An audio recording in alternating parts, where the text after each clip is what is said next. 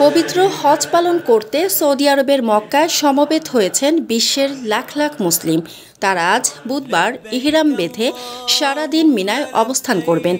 গতকাল মঙ্গলবার থেকেই অনেকে মিনায় যাওয়া শুরু করেছেন। এর মধ্য দিয়ে শুরু হয়েছে হজের আনুষ্ঠানিক কার্যক্রম।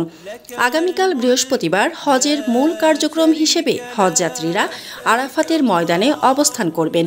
হজের অংশ হিসেবে হজযাত্রীরা ৮ থেকে ১২ জিলহজ মিনা, আরাফাত, মুজদালিফা ও মক্কায় অবস্থান করবেন।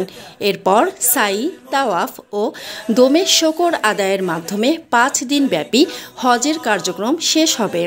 নিয়ম অনুযায়ী গতকাল সৌদি সময় অনুযায়ী ৭ জিলহজ সন্ধ্যার পর মক্কার পবিত্র মসজিদুল হারাম বা নিজ আবাসন থেকে হজের নিয়ত করে প্রায় ৯ কিলোমিটার দূরে মিনার উদ্দেশ্যে রওনা হন হজ যাত্রীরা।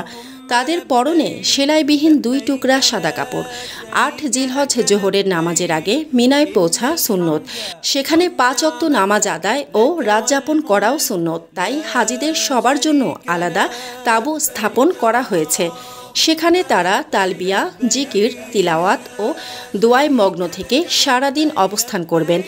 আগামীকাল বৃহস্পতিবার ফজরের নামাজ পড়ে প্রায় ১৪ কিলোমিটার দূরে আরাফাতের ময়দানে যাবেন হজ যাত্রীরা।